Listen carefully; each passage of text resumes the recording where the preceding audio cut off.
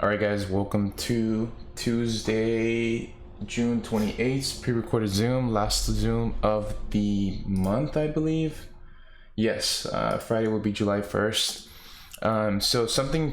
Basically two things. We're going to immediately look at what happened based on what we were talking about on Friday, where I believe on the XY, right, we couldn't really negate a bullish bias unless we take out our previous low, and as of now we could only assume the continuation to the upside, especially right with the slowing down of momentum. It didn't look too pretty in terms of DXY, but with EURUSD we had specifically pointed out that we were looking for an H4 POI, and as you can see, the H4 POI has really given us a proper reaction. I was even planning on doing this last night because I saw this happen during Asia session. Yes, it did.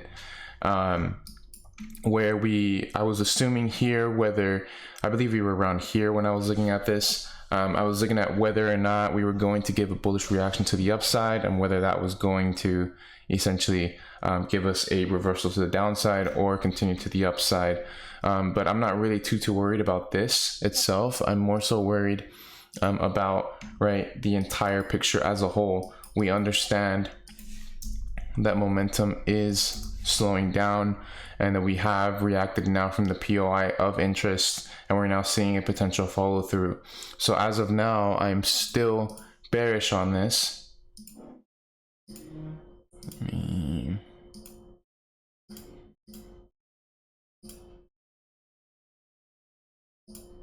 I am still bearish on this. I don't necessarily have a reason to be otherwise, but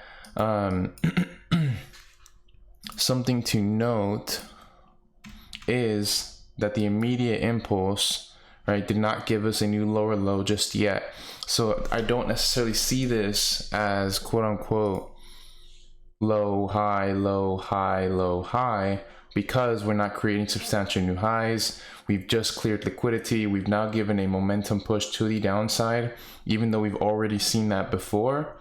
So it's going to be very important to realize whether or not we get a reaction, because the only reason this bearish move failed was because we have a reaction here. We have an attempt to go lower, which failed, structural disruption, which led us to the previous target.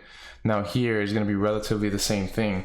If we get a failed reaction, then we're going to continue higher. But if we do not fail a reaction and we actually get a proper follow through, then that will be what dictates our continuation into the downside. So that one was pretty nice. It's good seeing that play out, and I believe I explained it deeper on Friday, so just go ahead and look into that. Same thing with AUDUSD. We had pointed out our point of reference. I don't recall exactly what time frame this was, but we had essentially looked at whether we were going to top structure and into this overall turbulence point, and the turbulence point was met perfectly. And there was even an opportunity this morning, because the picture was painted right around London session, but it's only until we see price compress, potentially give us low momentum into the upside, whereas this was much quicker, and then it fails. It fails with momentum being shown with bearish order flow, and the continuation here right around 8:30, I believe, is when it's happened. The continuation is currently in play. You've already met your initial intraday target 1, 2, 3, and because that is a move that has been shown, I do see this now clearing us into the swing point that we had been covering over the past couple of weeks. So yeah, I don't necessarily see why this should continue higher. So not really any opportunity for the bearish bias is what's going to propel us into our swing target. But something to note as well is I believe tomorrow is going to be very important,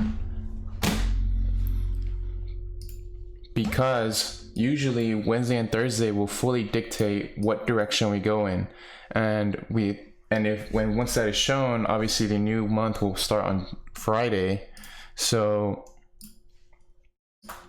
I'm going to be very interested to see how we close for the month. This looks pretty bullish to me, but it does show certain uncertainty because the liquidity has been taken, and internally there is potential, right, that this could take out a previous low.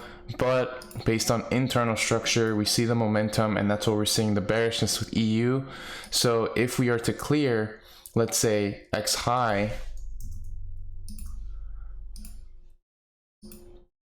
being here, if we clear this POI, we're more than likely going to start to aim for previous highs, and that would dictate that we are going to probably see another bullish month, another bullish couple of months maybe even. But as of now, we can't necessarily assume any type of bearishness, because our swing low was not taken. The internal momentum has been shown. So this is going to be very crucial here. What happens whether we retrace and go higher, fail and go lower, or if we just stall here. If we just stall here, it'll probably be a sign of no man's land. Just because if we're stalling, that means there's failed reactions internally, which means there's no real true order flow carrying us into a bearish or bullish target. And same thing with AU. This one actually is looking more bearish than EURUSD is. And if we close this weekly as so, we will have an extremely bearish month. Hold on.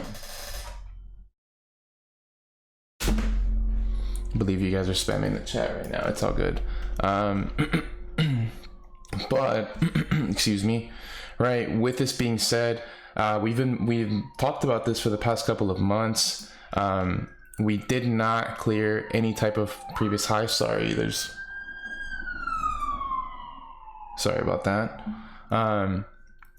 There is no sign of clearing highs. There was tough momentum going to the upside, excuse me, but we have not cleared a previous high, and we cleared an internal low, and we see the order flow, and we've been seeing that develop over the past couple of weeks. So this one has the potential of just free falling, and we could even see another type of impulse, sort of like the previous. And if that is to occur, that would bring us generally into a type of internal turbulence point, and this would be pretty crucial, just because at the end of the day there is technically a form of liquidity grab here, and we would be reaching a discount, but I don't want to account that just yet, just because the internal is bearish and we've already shown signs of bullishness fail. So we're currently in the impulse of a bearish movement overall as a whole. So I don't want to get into that bullish bias unless we get into a deeper discount and we start seeing signs of transitions.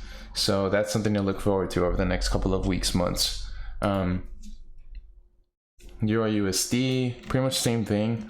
Like we said, we are expecting our swing low to be taken, right? Especially if we close as so, we close in a relatively bearish manner. And if we do continue that bearish bias that we noted on Friday, if we do have that, then we're more than likely going to see 1.03-ish over the next week or so. But yeah, how we react from here is going to be extremely crucial. Just because we've already seen the narrative be dictated, now we're going to see if whether or not we're going to see the full-on follow-through, and that full-on follow-through will lead us into discount. But if we come down here, it's a lot harder for me to judge that we're going to be going higher, just because of how low we are into these lows and how the liquidity has not been taken. So I'm more so aiming for the liquidity, and then after that we know that we can't necessarily make a judgment. But with that being said, I'll see you guys on Friday.